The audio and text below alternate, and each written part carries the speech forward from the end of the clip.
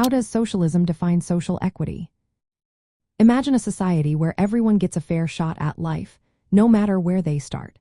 That's what socialism aims for when it talks about social equity. It's not just about everyone having the same opportunities, but about making sure the outcomes are fair too.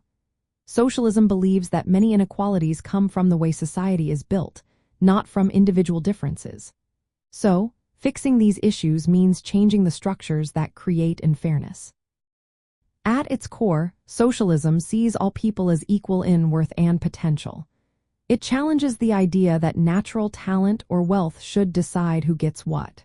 Instead, it says resources and opportunities should be distributed based on what people need and what they contribute. This often means redistributing wealth to help those who have less. For example, if someone cannot afford health care or education, socialism supports systems that make these services available to everyone, regardless of income. Socialists argue that capitalism tends to create large gaps between the rich and the poor because it allows private owners to control resources and production. This leads to wealth concentrating in the hands of a few.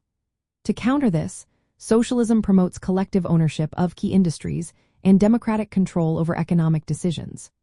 The goal is to ensure that basic needs like food, housing, health care, and education are accessible to all, not just the wealthy.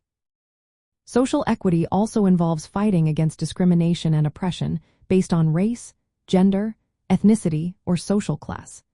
It supports equal rights and freedoms so everyone can participate fully in society.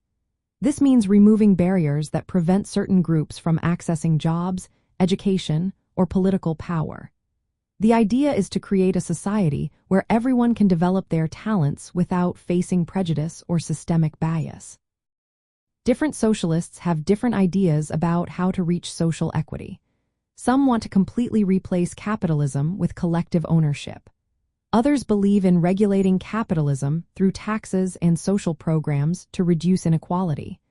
But all agree that fairness isn't just about giving everyone the same chance.